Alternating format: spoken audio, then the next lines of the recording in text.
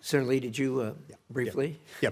I've got two brief questions for a second round. First of all, Senator Perdue,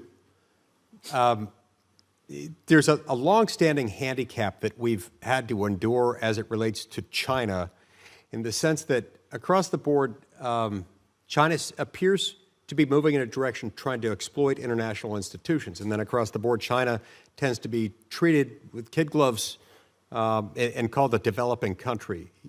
What opportunity as ambassador would you see that we could address that? Senator, this responsibility is the most humbling thing I've ever tried to consider. And when I look at the responsibilities of an ambassador representing the United States in China, there are no topics that are off the table.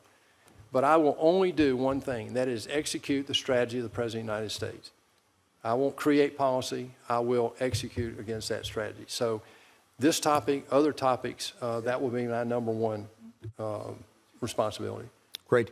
And Dr. Crowley, one more short question for you. The incoming chief of protocol at the State Department will be one of the most substantive in the history of the State Department, given that many international events that the U.S. will be hosting in a couple of years, and you referred to some of those, including the America 250 celebration, which is much better than the original title for it, which was the semi-quincentennial.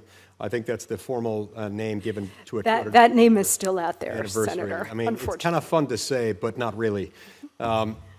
Whenever we act as host, I assume you'd agree that we ought to harness that as a soft power exercise, whether it's welcoming a foreign head of state to the Blair House or otherwise.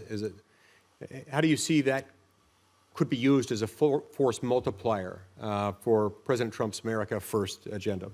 Yeah, thank you for that question, Senator. And I do, I really appreciate the importance of soft power, and I do understand that the Office of Chief Protocol is a crown jewel in the exercise of soft power. And if confirmed, I will take that responsibility very seriously.